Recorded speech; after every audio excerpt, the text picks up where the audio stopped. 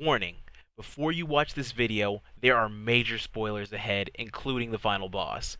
This is the finale, so if you do not wish to see this now, just subscribe and save this video for later. I ain't going anywhere. For those of you who are ready, let's dive in. What is going on, everybody, and welcome. This is OneActual, and this is the visual guide for the Dying Gasp, also known as the Hades Trial Fight. I'm here to give you a clear, quick, and concise guide on how to complete it. If this video helps you out, please don't forget to leave a like and subscribe for more daily Final Fantasy XIV guides and content. So, Warrior of Darkness, are you ready? Let's dive in. The first move you'll begin casting is Ravenous Assault, a tank buster. Pop those cooldowns and healers be ready. Next, you will cast Bad Faith, and you'll see two sets of dark harpoons on his left and right. You're going to want to stand on the side where the harpoons are not facing you. I mean, obviously, right? Double is a self-buff Hades cast to prepare for Dark Eruption, which will cause AoE patterns to spawn around Hades and on some party members, as well as a target AoE on every member who is not the main tank. Move out of the AoEs and spread your AoE away from other members. Yes, that's why they call it double. Broken Faith really hurts, so avoid this at all costs. 8 fiery circles will appear around the map, and you will notice these big blue platform-looking circles falling out of the sky in a random order.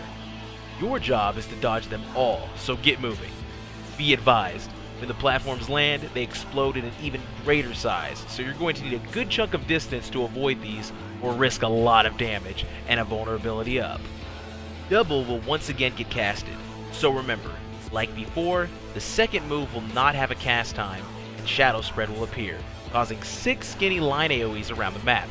Dodge them once, then prepare to dodge them a second time. These mechanics will repeat until your first DPS check, Fervor of the Ancients. Multiple sets of Shadow of the Ancients will appear. Your job is to burn them down. In between these sets of ads, you will encounter stacking mechanics, spread out AoEs, and line AoEs. Mow them down while doing these mechanics before the timer reaches 100, and you will proceed into the next phase.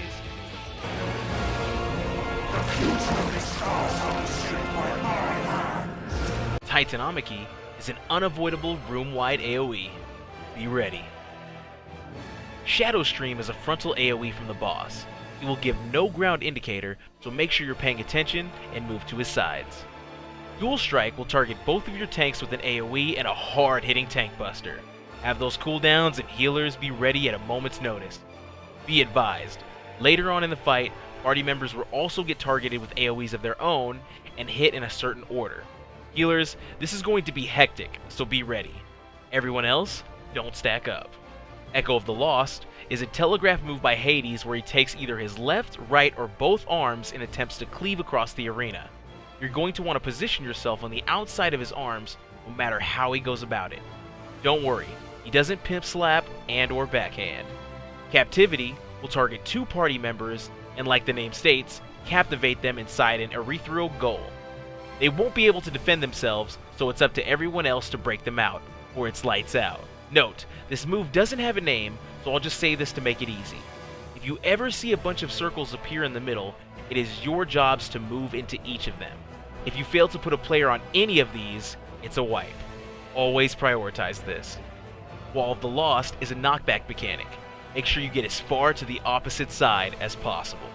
Polydagomon's Purgation is the exact opposite of Shadow Stream. Instead of cleaving the middle, he'll hit the sides. He'll be standing in the mid area. Hellborn Yop will target both tanks.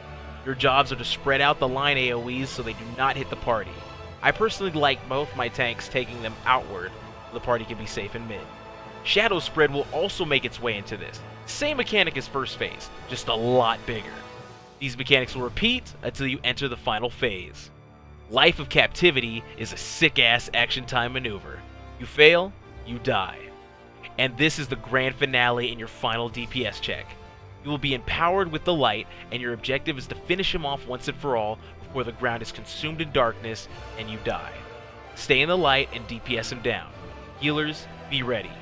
Repeated AoE attacks called Dark Devours will be constant, so keep everyone topped off while you DPS. Once the light runs out, he will begin casting Black Cauldron and you have until he finishes the cast to take him out. Also note, you will all be under the bleed effect at this point. Hurry or suffer defeat. And congratulations! You have just defeated Hades, and after a few more cutscenes and dialogue, completed the Shadowbringers main scenario. My hopes are that this guide answered all your questions and helped you guys out. If it did, please don't forget to smash that like button and subscribe for more daily Final Fantasy XIV guides and videos. Let us know what you thought of the fight and add any tips down below for the newcomers. Thank you so much for watching, and I will see you in the next video. I'll be heading to GuardianCon in Orlando, Florida for a few days, so expect the videos to return once I get back. Take care, everyone.